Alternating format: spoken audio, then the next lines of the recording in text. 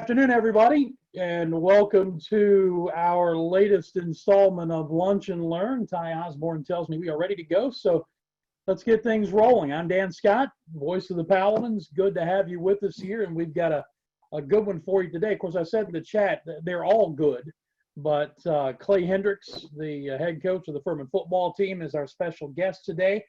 Stanford Jennings is going to make an appearance, and of course, we've got a fan poll we're going to be dropping on you as well. The Lunch and Learn, as you can see, is presented by our friends at Ingles, and our fan poll, when we get to it, our great friends at Christopher Trucks have made it possible today. Just to give you a little bit of a heads up on what's upcoming on our schedule, after today, Jackie Carson, the women's basketball coach, will be the feature next week. And then when we get to October, former Paladin offensive lineman and current starting offensive lineman for the Minnesota Vikings, Dakota Dozier, is going to be our guest on that first Tuesday in October. The second Tuesday, Robert and Rita Gary, who head up the cross-country and track program here and do such a fine job, they'll be the guests then. And then the last two Tuesdays in the month, Andrew Burr and Doug, our good friend, Doug Allison. I was going to throw the baseball reference in there, Doug. I know you're watching. He's got a trivia question. It's the only baseball question that he knows, and happens to have his name as the answer. But Andrew and Doug will be our final two guests in the month of October, and we're looking for some special guests to drop in like we have been over the course of each of these Lunch and Learns. It's going to be interesting to see what our crowd looks like today. And I can already tell you that we have eclipsed what we have done in the previous 2 weeks since we have started. But our athletic director put out a challenge to see if we could get to a certain number, and then either promised or threatened, depending on how you want to look at it, to fix dinner, to cook dinner, I think were his words, for the athletic department. So if we get to that magic number, I'll let you know, but we are already off to a fantastic start. If you have questions for Coach Hendricks, please put them in the chat. You can send them to me privately or send them to Ty, and he'll forward them to me, and we'll welcome in head coach Clay Hendricks right now. Coach, how you doing? I'm doing great, Dan. It's certainly great to be with you. It's been an interesting time for quite a while, but we're kind of seeing some light at the end of the tunnel, so we're plugging ahead. Yeah, what does a football coach who's not coaching football in the fall do to keep himself occupied? Well, I probably told you this. I turned 57 this summer. First time in 50 years that I'm not coaching or playing football. I guess in games, we're going to get to coach and practice out here some. So it has certainly been an interesting time. And I actually played a little bit of golf in the fall, which I always thought that may not be bad to do. That's the one way that I think Coach Quarles and I can stay competitive at something. We go out there and kind of compete against each other. So I gave up the noon basketball a long time ago. And so just that, and just really being with our players, certainly we've been able to get our off season going, getting ready for a spring practice in the fall. So it's not much different than what we would have done in a normal spring. We just, we got our spring practice in early last year, but we got cut really short, and we're trying to make up for lost time in the weight room this fall. Yeah, I actually had a chance to talk to one of your players, I think late last week, and one of the questions I asked in the little feature that we're doing is, who's the most competitive among the coaching staff on the football team? And immediately this player went to you and George Quarles on the golf course. And the battles that take place there. George just threw both hands straight up to the heavens when I said that. He's shaking his head no, but I've got witnesses that say you guys go at it pretty good. Like I said, it's a pretty good release. I read an article not long ago, one of these Sports Illustrated articles, many of you might have seen. They talked about people, players, coaches, probably even administrators, and said, if you aren't miserable right now, then something's wrong, because they said everybody's miserable. So we all have a little bit of sense of being miserable there, just because it's so different from anything we've done. But it's been good. We've been really productive. Our staff has done an incredible job from the time all this started. You know, the virtual meetings over the summer. Can you imagine trying to recruit and trying to expand your net in recruiting, yet the kids can't visit the campus? So it's just been, again, got to be creative in a lot of things that you do, and that's really kind of how we've tried to approach it. You know, one last little thing on your golf game before we get to the questions that are starting to roll in. I remember Tommy Bowden years ago telling a bunch of us at Clemson, somebody had commented on how poorly he played in his own preseason tournament. And he said, if my golf game was any good, you guys would complain, talking about the media, that I was spending too much time on the golf course and not enough time coaching this football team.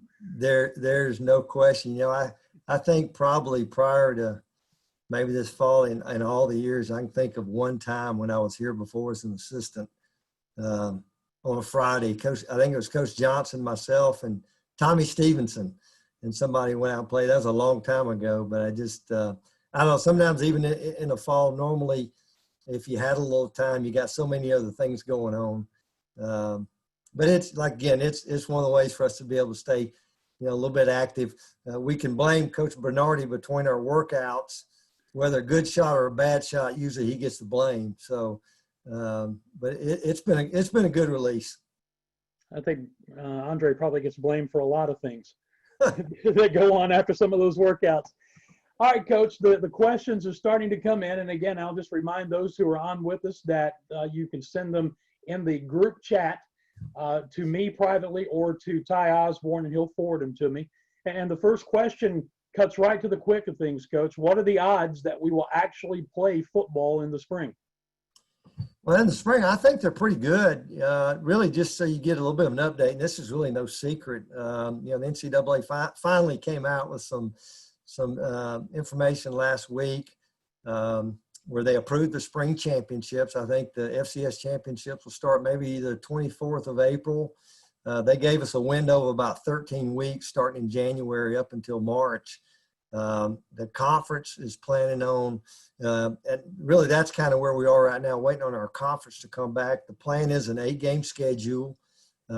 And, you know, I don't know that every conference school is going to partake in it. I'm not really concerned about that. You know, we're going to be one of them. So we plan on playing that schedule. If we have a chance to fill in with maybe a non-conference game or two, maybe we do that. And then, it'll be a 16-team playoff. So our conference champion would still have an automatic bid. And so that's what we're planning. Along with that, we've been given basically a spring practice type format for this fall. Really as early as the last couple of days, probably going to start that practice probably sometime the first week of October. It's a 34-day window to get in 15 practices. And so that's what we're planning on doing. And, just every corner, there's more you find something out, then there's more challenges. And, we won't return to school after Thanksgiving. So there'll be another window between that time and when our players report back in January. And then would have a relatively normal preseason practice, hopefully before playing sometime mid-February. So obviously COVID still exists. It's still here. So, I've learned there's no guarantees about anything, but that's the plan going forward. And I feel really good about it. Well, the follow-up question and subsequent questions that I've received so far say, when will we see the schedule released for the spring? And is there any talk about a reconsideration and trying to reboot for the fall like some of the other major conferences have done? Well, first off, with the fall, I don't know. I just don't know if that's very realistic. Maybe you could add a game here or there. I don't know, really if that helps you. I think the testing part is still a big part of it, and the testing and the financial implications that come along with it. So I don't anticipate that. But I'm hoping, I be honest with you, I was hoping we'd have a schedule by now. But I'm hoping we'll get a schedule pretty soon. Really, I guess a little bit of the question marks right now, the thought is there's a couple of teams that may not participate in our league in the spring. I, don't know that for sure.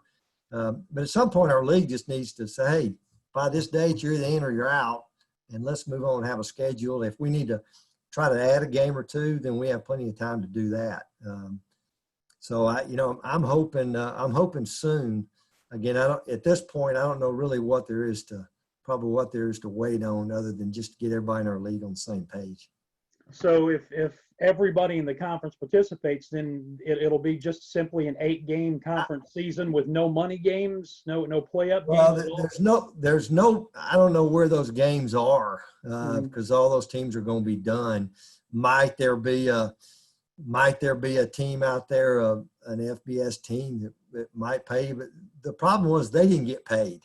Right. All those teams built their entire program on 2 or 3 of those money games. They didn't get them. So I don't know. My understanding most recently is probably 9 weeks, 8 games over 9 weeks.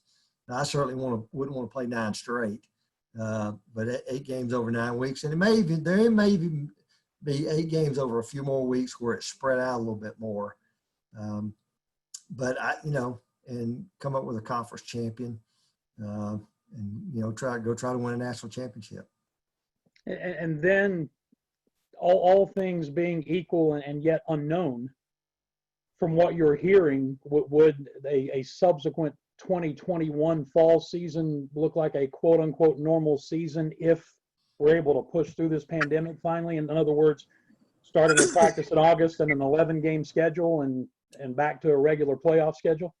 Yeah, I really hadn't heard that much, Dan, about next fall. I think it could be pretty similar. I just don't believe the too many. You hear that talk about kids playing too many games. I don't think it's the games. I think sometimes it's the wear and tear of a season, the practices. I think that part of it is probably more demanding than the games themselves. I think one of the things for us, trying to be really smart about how we practice.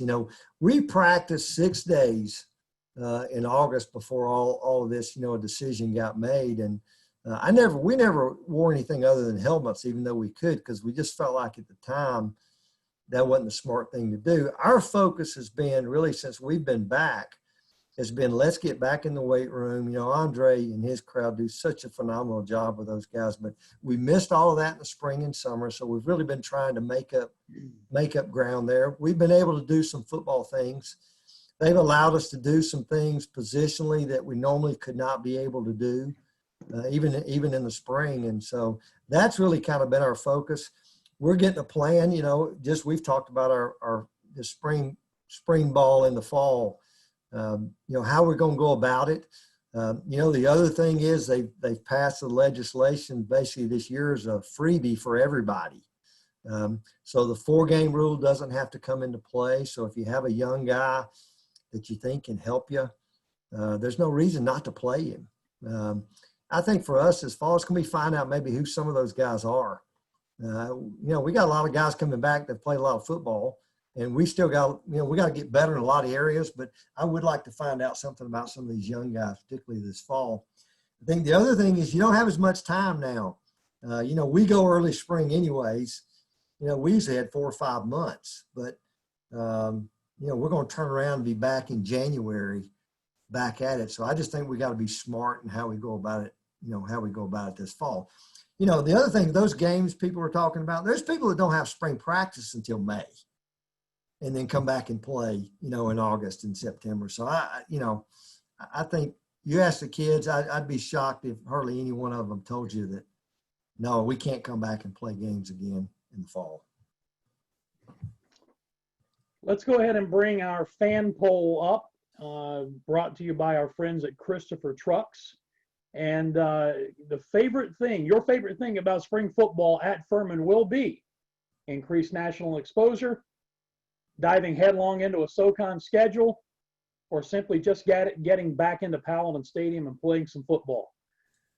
We will make that poll, keep that poll available, and towards the end, we will take a look at the final results and move on from there. Again, brought to you by our friends at Christopher Trucks. Coach, the next question is, how has the pandemic truly affected the recruiting process for 2021? And with all players being granted an extra year of eligibility, what does that do as far as limiting the slots you'll have for 2021? That's an interesting question with a lot of different angles. But I tell you what we did, Dan, when all this started, we started meeting as coaches at Zoom meetings virtually. We were getting into our spring recruiting. Obviously, nobody's been on the road since that time. No kid. There have been some kids visit Furman that we recruited, but they had to do it through a normal admissions type visit. And so we certainly encouraged that while we could, while they were doing them, and tried to take advantage of it. But we made a concerted effort to continue to expand our, our footprint. And I mean, I know you watched us sign some kids from Texas, and Pete Lusk has done an incredible job out there. We've looked at different places, parts of the country. So that's made a challenge, because when you're recruiting those kids a little farther away, most of them have never been here. Well, they still haven't been here, and they won't be here. I think they just extended that period through December. So, but we're really only down to a couple of spots that we haven't filled for this coming season. So we're still kind of working for that. Now, the flip side of that is this. We have 6 fifth-year kids. They're going to graduate in December. They were all guys that could have graduated last spring. They set it up so they could come back and play. Well, now obviously they're not going to have a chance to do that this fall. Well, they've all said, Coach, I want to come back to the spring and play. So we're waiting a little bit legislation from the NCAA when it says what they actually have to do. I'd asked Dan Brinkman, our compliance officer, I said, why wouldn't they give them a one-time waiver? If you graduate in December, you can play, not even have to take a class. They may make them enroll. I don't really know what's going to come of that. But, for us a little bit, the budget plays a part. You're not budgeted to have those guys here. We're going to make it work. And then I think the last question is, okay, if you think back, this is the first class we recruited. I think we played 14 freshmen that year. So a lot of these guys are here, fourth-year guys, were never redshirted. So now technically they can come back in redshirt. They're getting a fifth year that they could play. So it would work. It would work pretty good. But again, what happens is you got to make the budget work. So to bring back X number of guys, you still got to have X number of scholarships available. And I think where that comes, it has to come off of this class. So I could see reducing this class that we're going to sign by maybe a couple of guys. And we've been planning for that for a month or two. I think we got a pretty good handle on it. One of the challenges is the timing of it. The recruiting is vastly over December, January. Some of those kids may not make a decision about coming back until beyond that, because now we're going to play a season.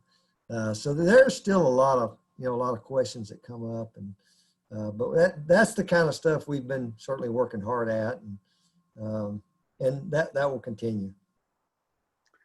It's a good thing you've got a Furman education to figure out all these formulas and budgets and everything else, right? Yeah, that's why I hired all these smart guys. And I tell you, I learned a little bit in hiring. You better identify fortunately, if you have any strengths. I don't know. I think I got one or two. You try to hire guys that certainly are better at things than you are. And technology is not one of my strong suits, but I hired a couple of these academy guys, and I got David Sims from Georgia Tech. We got a few Furman guys on here. So but between the group of us, we're trying to figure it all out.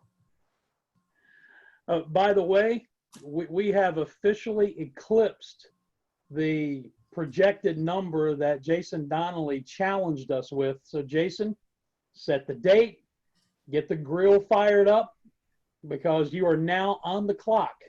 We're at 316 participants as I sit right now, and I think our previous high was 188. So give yourselves a hand. We have done a phenomenal job. You have done a phenomenal job with this. A couple more questions for Coach, and then we'll shift gears, give him a break, and bring in our special guest with a Furman football theme, and that, of course, is Stanford Jennings. So if you have any questions for Stanford, you can start dropping them in as well.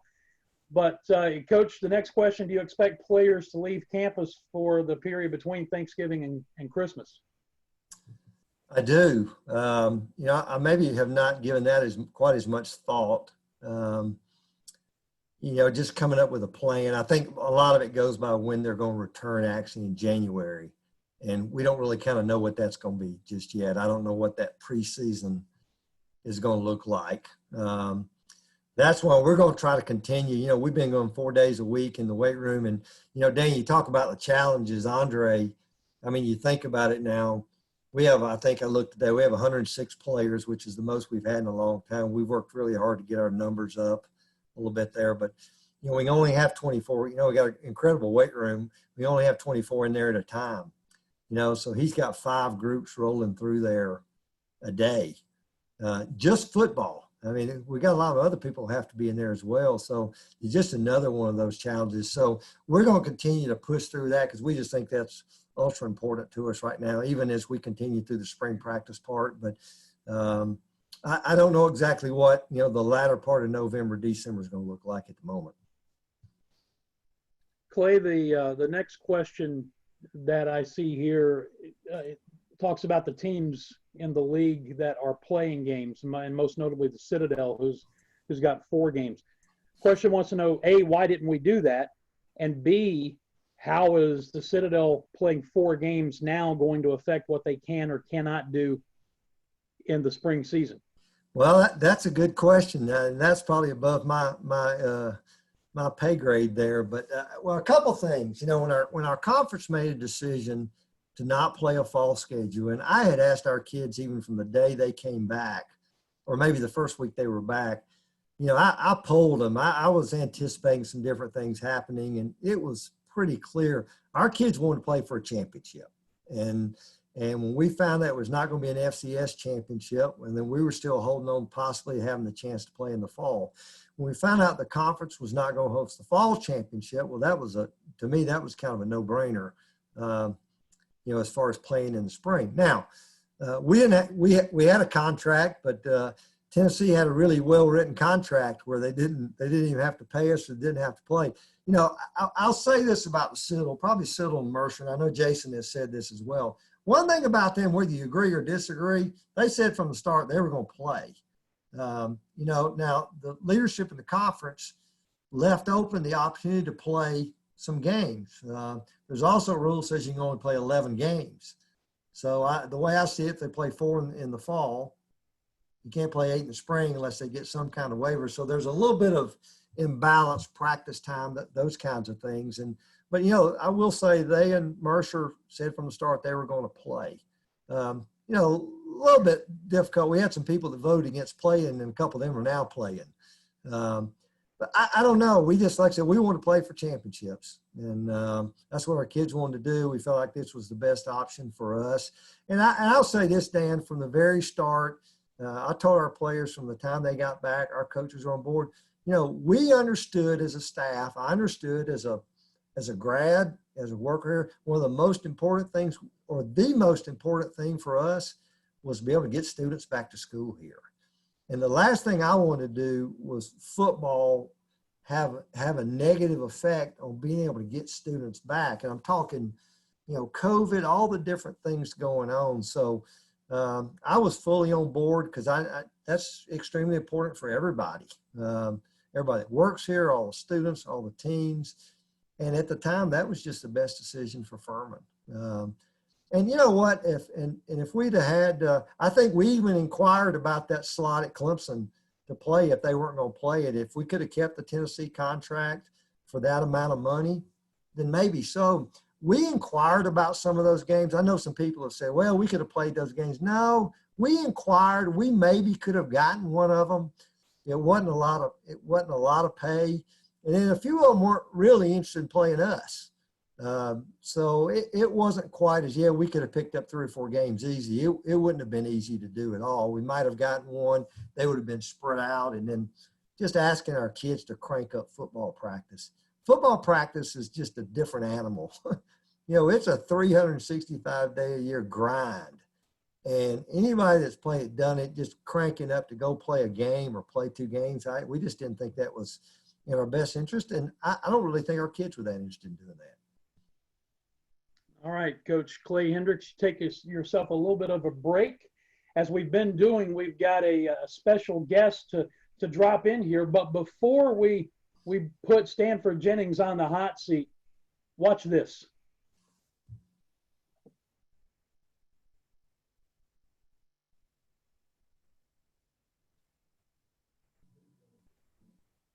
That's the wrong clip, Ty. I may have sent you the wrong one.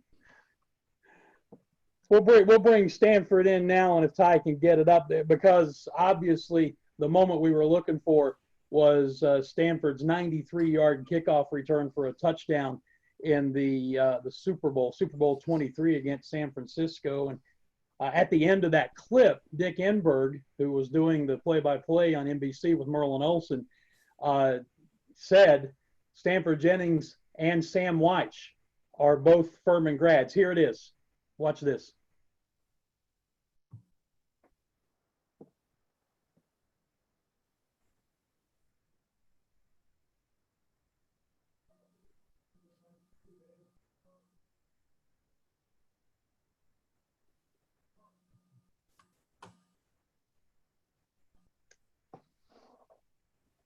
I don't know if you guys can hear the sound or not. I can't, but as the return ends, they let the crowd go for a minute like a good TV guy will, and at the end, Dick Enberg points out that Sam Wyche and Stanford Jennings are both Furman grads, and Stanford has been kind enough to join us here on our Lunch and Learn today. Former teammate of Clay Hendricks's here at Furman. And Stanford, we won't talk about the final 37 seconds of that Super Bowl. Up until then, it was really, really good. It's good to have you with us, man. How you doing? Very good, Dan. Yeah, I generally turned it off after that return. I don't think I'm going to be able to sleep tonight after you showed that missed interception with Lewis Billis. But well, that was not the intention. I promise you. And trust me, I'm a lifelong Bengals fan. I suffered.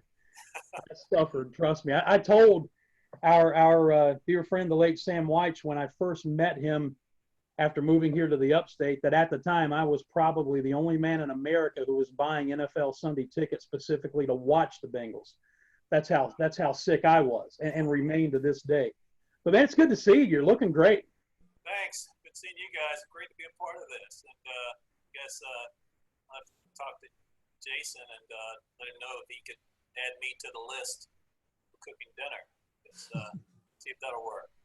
Yeah, you know what? I think if you show up, we'll find a plate for you. All right. I think we can make that happen.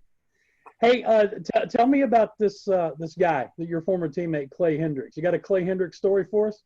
You know, I love my offensive lineman, and certainly Clay was one of those that, coming in, you worry about the young guys, how prepared they're going to be. And, do you trust them when your starters come out? Do you trust them? He was a freshman, I was a junior. And it's kind of like, okay, I'm a little worried here, but you got Clay, and you had like Bobby Lamb, those two guys that were so polished coming in as a freshman. Were able to kind of step in, and certainly Clay, within his role in the offensive line, I love my guys, and he did his thing. Hey, Coach, I'll bring you back in just for a second. What was it like to block for this guy? Well, I think it probably speaks for itself. You look at his record, the fact that he was able to accomplish what he did despite of who he had blocking for him. I'll just say this about Stanford, and I know a lot of you know Stanford, and obviously Sam. I'd love to have Sam here today, but I think the greatest thing I can say about Stanford's exactly the same guy today as he was. Stanford, I hate to even say it, almost 40 years ago, late 30s, but just the same humble guy, never met a stranger, tough guy. Obviously was a good player. You look at his record and what he did in those big games. I think one of the things that always stood out to me, if you're a football person, just people probably don't pay a lot of attention to how guys blocked and asking tailbacks. I still see him taking guys. He just had such an incredible amount of explosion. Andre would have loved Stanford, but like I said, just the representative he's been for our university and certainly our football program through his work with the trustees, through some things he's done from a scholarship endowment, and he certainly made a bunch of us proud, a lot of us proud for a long, long time. And again, I just can't say enough about the man. Stanford, tell everybody, just kind of catch us up on what you're doing now, just in case there are some folks who don't know. Yeah, so I'm still in the athletic footwear industry. I'm with New Balance. I moved here from Cincinnati back in 2001. And it was great for me. Granted, I love Cincinnati, but wanted to kind of get away from the cold weather and also kind of get back south, close with my parents and at the time. And it was a way to be kind of closer to Furman, to kind of get reconnected with Furman. And during my time in Cincinnati, it was playing. It was a number of years that kind of went by, and I think the overall explosion that happened at Furman with regards to the campus, I really didn't see that until I was able to kind of come back on campus. I think it was like 95 or so, and met with David Shy, and really just to see the campus as to what it had become, and for a campus to get any more beautiful than what it was just pretty incredible. And great. It was just a great opportunity to get back connected with Furman. When we think about college football preparing someone to play at the next level in the NFL, we generally think about FBS teams, and these days specifically the Power 5 teams. And yet you did it coming out of what was then called the 1AA ranks. What was it about your experience here at Furman that made you that got you prepared to play in the NFL? Well, I think that I'm sure there's some of my teammates. Like I saw Charlie Anderson, saw Bernard Durham, I saw a number of the players that I played with, and I think if you ask us all, and certainly Clay, it was the coaching. We were coached so well as a team. We had, I guess it's almost like we had better players versus just kind of the overall, let's just get a bunch of athletes. And you're talking about a bunch of athletes, bunch of players that were just able to be coached, well coached. And the coaching staff at the time, Coach Sheridan, they were able to kind of get the best out of all of us. And that's each player. And I think the other thing is what I've kind of recognized through my years, I came in as a freshman, you just noticed kind of the leadership that was there from each of the seniors group. And, Coach Sheridan, he really put the seniors on a platform so that they really would just thrive in that position. And really it was like looking up to a lot of the upperclassmen, getting a lot of detailed insight from them. But I would say just, through the years, there was just kind of an overall expectation that was kind of built. And, quite frankly, there wasn't any game that we didn't go into just knowing that, we can win this game. That was just the overall mentality. And we put in a lot, we invested a lot, and we just didn't want to let anyone down. That was just kind of the closeness of our overall team. You obviously had the mindset as a player that I know Clay has had here as a coach in the 3 years he's been here.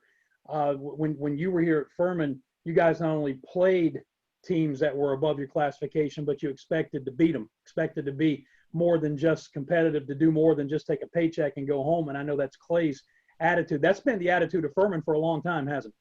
Oh, absolutely. I think Clay can certainly attest that there are some teams that probably didn't want to play us, and I'm sure he's felt that. But yes, that was certainly the way about it. We certainly that was certainly motivation for us, as we played and beating the South Carolinas, beating the Georgia Tech, and you saw basically what happened, kind of after our years. The same thing happens, and that's about just coaching just good players and just being prepared. If you have any questions for Stanford Jennings, drop them in the group chat to me privately or to Ty Osborne. We'll keep him on board with us for another 3 or 4 minutes and then finish it out by going back to Coach. Stanford, a question for you. What drew you to Furman? What made you want to come to Furman? Let's see. So wasn't heavily recruited. I had basically within the 5 schools in South Carolina, Wofford, was one of them, Citadel, Furman, Newberry, and PC. And I think at the time, Wofford, PC, and Newberry were all NAIA, and with Citadel and Furman being 1AA. So I knew that I wanted to play at a higher level, and I think when I kind of came on campus and just really kind of meeting with the coaching staff, Coach Johnson, Bobby Johnson was a coach that recruited me. I think just the overall what Furman stood for from an academic standpoint, how would that prepare me after college? Certainly coming in, you have aspirations of, I'd love to play pro football, but that was, truly not something you hang your hat on. But it was just the overall, just felt right. Coming on campus, meeting some of the players, and just the overall coaching staff, and like I said, just fell in love with the campus. Yeah, and let's be honest about it. If it comes down to a choice between Furman and the Citadel, there's really no choice, is there? Yeah, there really wasn't. So I was not into the military thing that way. So coming from Somerville, which is Citadel's 20-25 minutes away, so let me get out of Somerville a little bit. Yeah, and I just can't see you in a bellhop uniform. So No, I think you made the right decision. Next question for you, Stanford Jennings, our special guest here on this Lunch and Learn. What was your most memorable game at Furman? I would say, it was a couple, but I would say one would be Appalachian State my junior year, and I think that was a game that I think Bobby played in that game. But it was one of those games that we were at their place, and it was a tough game. And I just remember at the start of the game, they didn't want to shake our hands. Our captains that were out there, they didn't want to shake our hands. And granted, there wasn't a lot of love lost between Appalachian State and Furman anyway. But I think as a whole, just a kind of a complete game, what I kind of refer back to, kind of blocking, running, and even tackling, because they had gotten an interception kind of late in the game that probably would have sealed it. And the guy was returning it, and I ended up tackling him. He fumbled, and we got the ball back and went back and scored. So just from kind of the magnitude of that, that kind of certainly got us on our way from a winning standpoint. That one kind of just sticks in my mind. But certainly the major games we played against South Carolina and Georgia Tech, those big wins. Tell me about the experience of playing for Sam in Cincinnati. Oh, man. So, Sam, I think certainly you have coaching, and I think I was fortunate to be coached by John McKissick in high school, and then fortunate enough to play at Furman and be coached by Coach Sheridan and his staff. And then to go to Cincinnati and really to also just kind of see the offensive mind, his genius that Sam Wyche was, as a coach. And at each level, granted, you learn, you're learning something, and I think that Furman certainly gave you a nice foundation going into the pro level. But it's just, I kind of just marvel at just the great offensive mind that he was, and just being a part of that, and just learning even more as a player. I mean, he certainly developed me even more as a player, just listening to everything he's saying, and again his coaching staff. But it was really a marvel just to watch him and all the things that he's done in the game that's really kind of relevant now that you see. Mm-hmm. And like I said, we were doing it back then, and he was very inclusive in his coaching, and whether it's something that we are creating that week within the game plan. He's engaging the players as to enrolling us into, okay, whether it's the name of the play, things in that regard, whether it's a play that has my name on it. It's like it's pretty crazy that he was just really miss him still, and it's just such a great guy. One of the things I remember in conversations that I had with him later is after the disaster that was the 1987 season, going into training camp in 1988, he not only roomed offensive players with defensive players, but he roomed black players with white players, so that team could develop some unity. And we're hearing that word a lot here in 2020, where here's another example of a guy who was in many ways ahead of his time. His time, absolutely. Yeah, that was, that was, I would say, one of the main ingredients to build kind of the chemistry of that team that year, because it was such a disaster going through the strike year and kind of everything that was part of that. And, granted, there's a lot of things you kind of find out kind of after the fact. But, with Boomer and I, we were close since we came in. So it wasn't a big departure to put me and Boomer, together rooming at training camp. But it was by design, so he basically kind of put us as a model. But it was, I would say, from a closeness standpoint, and I would tell my Cincinnati teammates, like my time at Furman and kind of the overall teammates that we had there and the closeness, it's a lot of that with kind of the Cincinnati players and just overall teammates now. We still talk, and we still look back fondly on that time. And Boomer and I are still close friends, texting still. So it says a lot, and it's just, again, Sam was at the ahead of his time, kind of at the design table with that.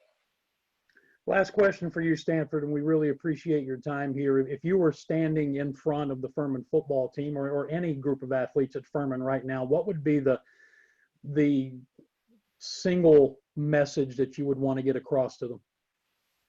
I think this kind of overall leadership, where certainly what athletics does as a whole, with regards to not only just kind of on the field, but what it also does, off the field, outside of the gates as well, as to kind of what they could show, just with regards to that unity, that togetherness, working together, just the overall unity and the bond that's in place there. Not only do it for yourself, but do it for your teammate. You know them, what's at stake for them, what they have invested. Get to know everyone. But like I said, not only do it for yourself, do it for your teammate. It's so important, the unity, because it's going to carry with you after your playing days.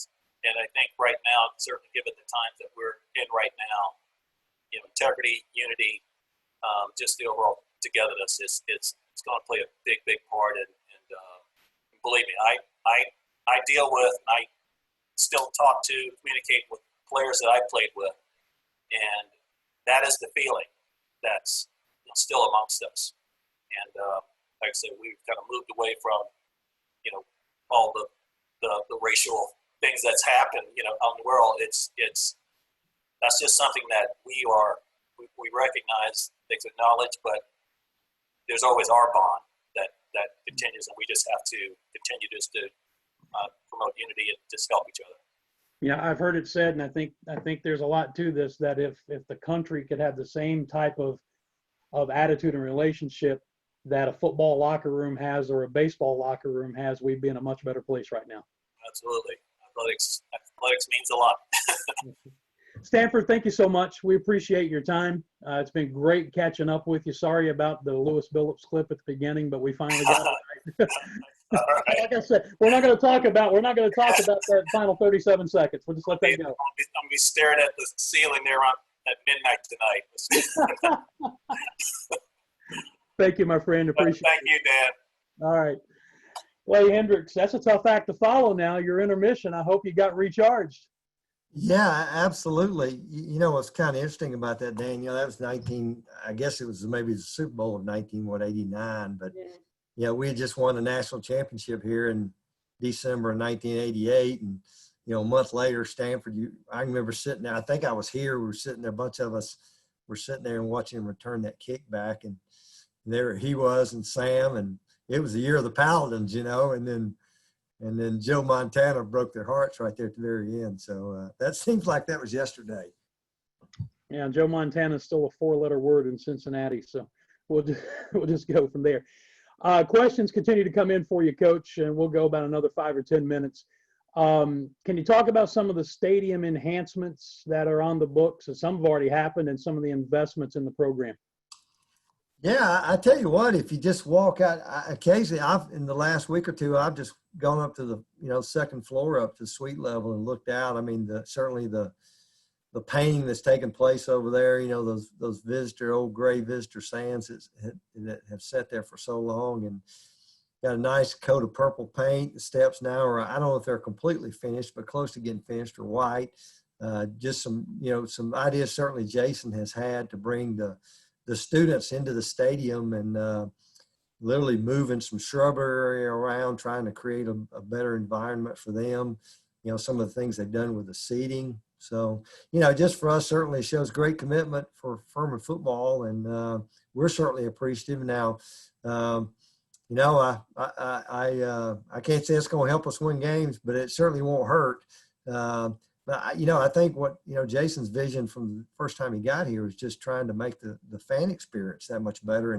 And Stanford knows, Stanford, I guess Stanford, your second year was the first year of Paladin Stadium. And I think a lot of people don't realize, I guess next fall will be the 40th anniversary of Paladin Stadium. And not very much has been done to Paladin Stadium in those 40 years. Obviously the Pierce Horton Center, which I guess is part of the stadium.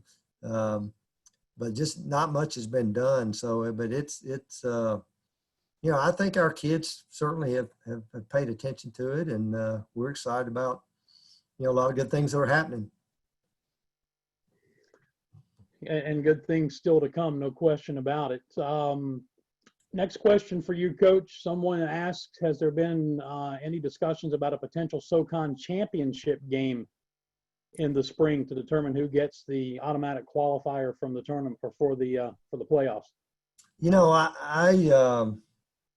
of the things not officially, you'd probably have to ask Jason on that, because he's kept me kind of in the loop. But one of the thoughts, I had spoke to some other coaches around the country, maybe especially if we didn't have 18, if all the teams didn't decide to play, there was the potential maybe of taking the top 2 at the end. There was even one day I talked to a friend of mine out in the Mountain West. They had talked about taking 4 teams and having a 4-team playoff, but on an official, capacity, I don't know if that's been in discussion or not.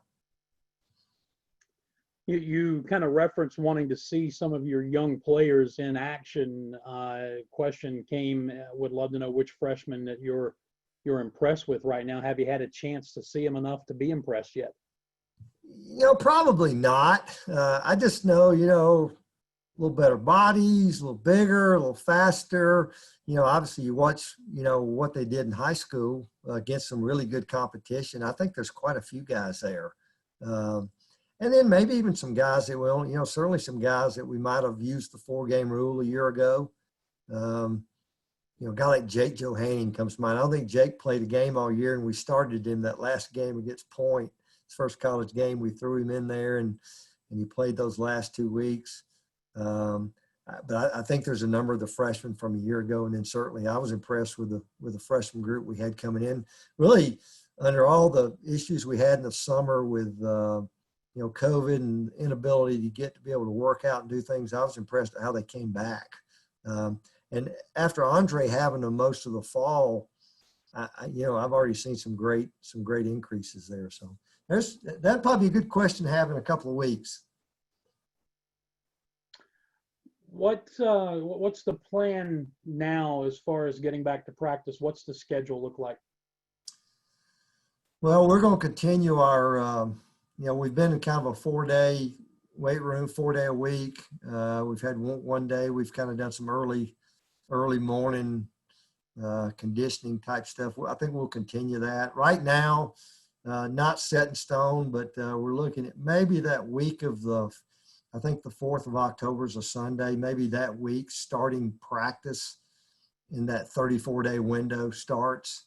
And for us, it's, finding, having to work around a little bit academic schedules, when we can get guys, what's the best days to practice, time of day, those kinds of things. But right now you're looking at probably practicing a good bit of the month of October. I really would like to finish and be able to get back in the weight room full time with Andre, prior to them leaving, at the Thanksgiving. And again, I know you asked me the question about after that. That's the one I just don't have an answer about just yet. Well, we got to get you a crystal ball so you can come up with all these answers, right? Yeah, I'll take any bit of advice I can get. So, hey, Ty, can we look at the final results for our fan poll brought to you by Christopher Trucks? Favorite thing about spring football at Furman will be, it's kind of a runaway, just getting back to Paladin Stadium. I kind of thought that might be where people would go. I will say this, though. I would imagine, especially with the Pac-12 and the Big Ten, the Big Ten definitely, Pac-12 looks like they're going to play, and even the Mid-American Conference.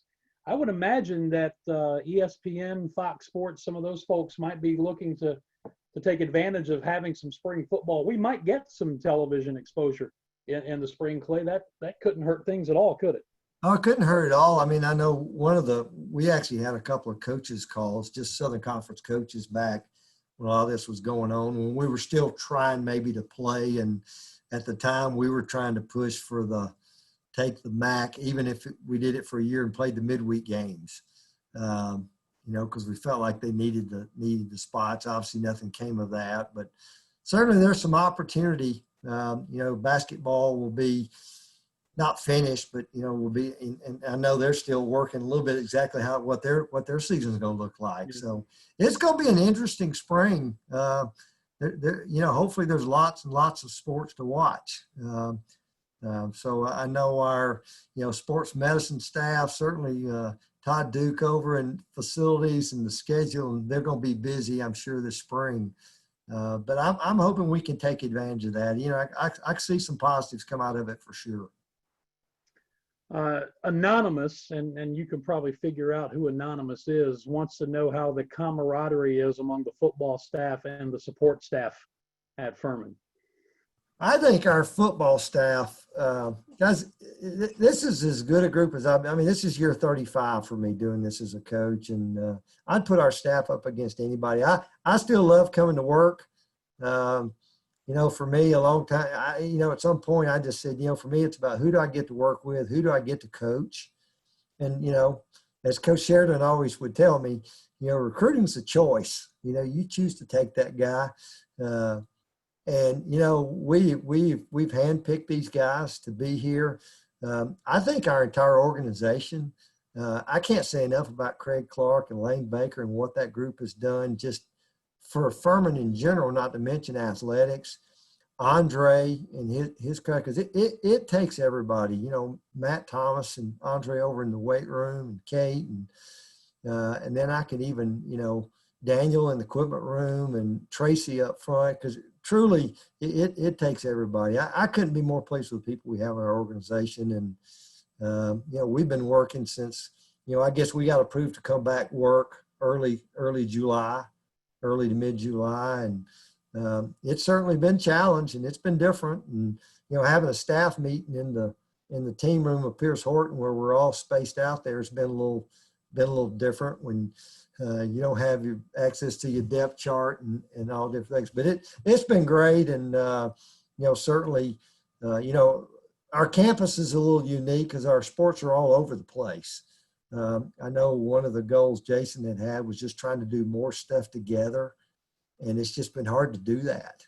I think that's been one of the biggest challenges with our football team. Stanford talked about that unity and all those things you have together, and it's just hard to do that right now. Dan, we haven't had a team meeting since I've been back where we had them all in one space. On the field a couple of times, we've got them spread out everywhere, but it's been Zoom calls. But, we're going to make it work, and we think we got to have a chance to have a really good football team. And, we came back, we wanted to play for championships, and we've done that 3 years we've been here. And, we expect to have a really good team. Yeah, and I guess maybe the best news of all those people you talked about with Clay Mazza on staff now, you don't have to be the director of ops as well as the head football coach, like you Absolutely. did for most of last year, right?